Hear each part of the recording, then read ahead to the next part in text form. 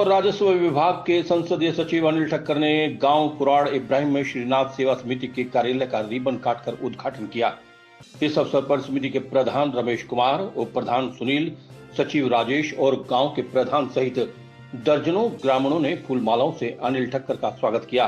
समिति के प्रधान रमेश कुमार ने बताया कि उनकी समिति का मुख्य उद्देश्य जरूरतमंद और गरीब परिवारों की मदद करना तथा गरीब लड़कियों की शादी करना है। उन्होंने कहा कि समिति के द्वार आमजन के लिए 24 घंटे खुले हैं। पूर्व विधायक अनिल ठक्कर ने गांव की चौपाल में ग्रामीणों को संबोधित करते हुए कहा कि हर व्यक्ति जरूरतमंद की मदद नहीं कर सकता, हर व्यक्ति के नसीब में भला नहीं लिखा हुआ है। अनिल ठक्कर ने कहा कि केवल वही व्यक्ति दूसरे का परोपकार कर सकता है जिस पर परमपिता परमात्मा की कृपा होती है। अनिल ठक्कर ने कहा कि केवल व्यक्ति की मदद धन से ही नहीं, अपितु तन और मन से भी व्यक्ति एक दूसरे की मदद कर सकते हैं। ठक्कर ने कहा कि भलाई के काम करने वालों के लिए उनके द्वार हर समय खुले हैं।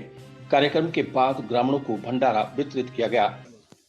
यहाँ आने पर जो आपने मेरा स्वागत किया, मैं हमेशा उसके लिए तहे दिल से आपका आभारी रहूँ। सही मायने के अंदर तो मेरे पिताजी भी यहाँ 1967 में विधायक रहे और सोनीपत से पहले एमएलए रहे और मंत्री रहे सरकार में। बचपन से ही मेरे अंदर एक सेवा की भावना, जब मैं 3 वर्ष का था तो मेरे पिताजी विधायक थे 1967 में। तो मैंने अपने पूरे जीवन काल के अंदर सेवा ही देखी अपने परिवार के द्वारा और लोगों के द्वारा।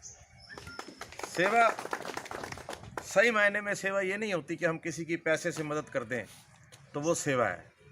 सेवा तो एक आदमी रास्ते में जा रहा है और सामान बड़ा भारी है, वो उठा नहीं पा रहा, उठा के उसके सिर पे रख देना भी बहुत बड़ी सेवा है।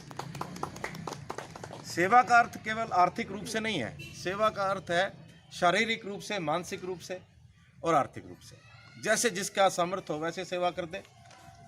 2 रोटी भी किसी को खिला दे, बाहर आए को, वो भी बहुत बड़ी सेवा है। पानी पिला दे, वो भी सेवा है। तो नर ही नारायण है। मंदिर का अर्थ ये होता है कि मन के अंदर, उसको मंदिर बोला जाता है। तो मन के अंदर क्या है? एक ज्योत जल रही है, एक परमात्मा का दिया हुआ एक दीपक है। जब ये ज्योत निकल जाती है तो आदमी मृत हो जाता है, मिट्टी का ढेर हो जाता है।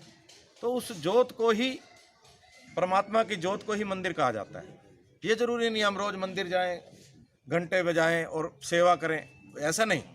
हम किसी एक भी व्यक्ति की किसी भी तरीके की मदद कर पाएं तो ये परमात्मा की सबसे बड़ी सेवा है। और आज राजनीति का जो माहौल चल रहा है, हालांकि मैं भी राजनीतिक व्यक्ति हूं, मैं एक बात ज़रूर कहूंगा कि कुछ कार्य तो ऐसे हैं जो सरकार के जिम्मे होते हैं और सरकार को करने होते हैं, और कुछ कार्य ऐसे होते हैं जो व्यक्तिगत पब्लिक को करने होते हैं। राजेश हसीजा की रिपोर्ट।